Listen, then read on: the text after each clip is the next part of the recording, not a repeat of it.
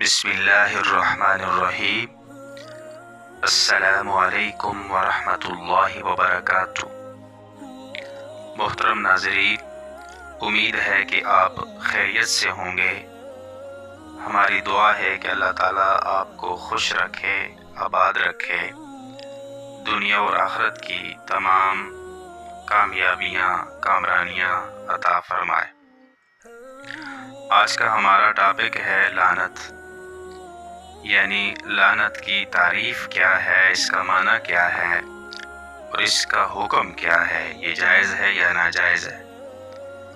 تو یاد رکھیں، لعنت سے مراد اللہ تعالیٰ کی رحمت سے دوری کی بد دعا کرنا، یعنی جس شخص پر لعنت بھیجی جا رہی ہوتی ہے، گویا کہ اس کے لیے یہ بد دعا کی جا رہی ہوتی ہے کہ یہ شخص اللہ کی رحمت سے دور ہو جائے۔ اس کا حکم کیا ہے؟ کیا کسی پر لعنت بھیجنا جائز ہے یا ناجائز ہے؟ تو اس بارے میں اس کی 3 صورتیں ہیں۔ نمبر 1، کسی بھی آدمی کو متعین کر کے لعنت بھیجنا، یعنی اس کا نام لے کر لعنت بھیجنا، اس کو متعین کر کے لعنت بھیجنا، یہ بالکل بھی جائز نہیں، چاہے وہ مسلمان ہو یا غیر مسلم ہو، کیونکہ دنیا میں اللہ تعالیٰ کی رحمت عام ہے، سب کو شامل ہے، چاہے وہ کافر ہو یا مسلمان ہو، اس لیے اس پر لعنت بھیجنا، اس کا نام لے کر متعین کر کے، یہ بالکل جائز نہیں۔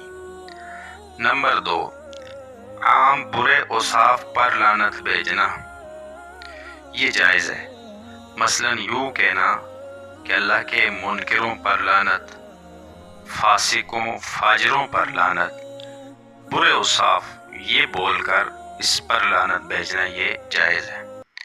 نمبر 3، اگر کسی کے بارے میں یقین ہو جائے کہ وہ غیر اسلام پر مرا ہے، یعنی کفر پر مرا ہے، تو اس پر بھی لعنت بھیجنا جائز ہے، مثلاً فرعون، ابو جہل وغیرہ۔